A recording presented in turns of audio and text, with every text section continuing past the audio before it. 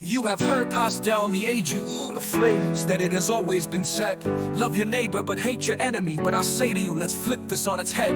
Love your enemies, I say to you, and pray for those who persecute you instead. You instead. So that you may be sons of your Father who is in heaven. For he makes his sun rise on the evil and his sunrise on the good. Then he sends rain on the heads of the just and on the heads of the unjust again. For if you love only those who love you, what reward do you have as men? Do not even the tax collectors, who you want to put to shame, who are doing evil in your eyes, whom you despise, do the same.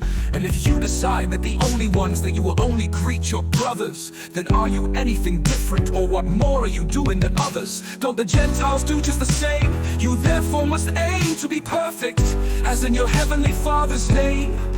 If this what you should always expect, isn't this what we should aim for?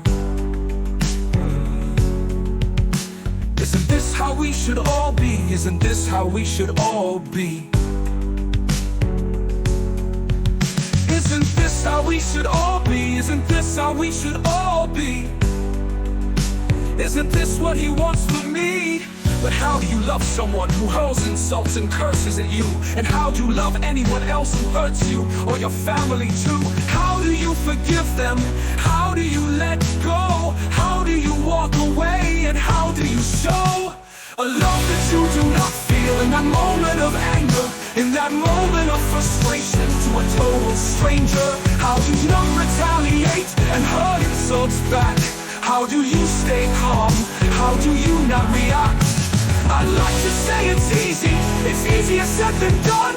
But reading through the Bible, reading about God's Son, can show us all an example of how we all should speak, of how to treat our enemies and turn the other cheek.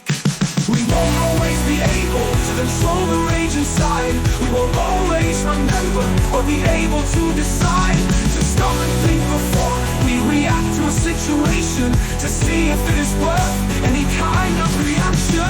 Maybe stop and count to 10. No matter what has happened, give time to review and not react. It's really worth it in the end. You'll walk away feeling so much better, glad you didn't respond with hatred, and eventually you learn to love, and glad you took your time and waited.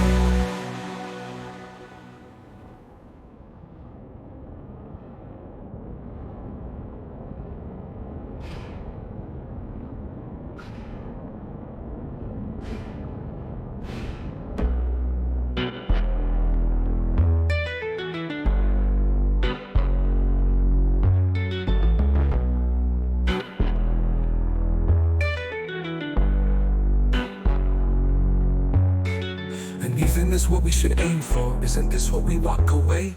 And eventually you learn to love, and glad you took your time and waited. You oh no, little no, little no, little no, little no.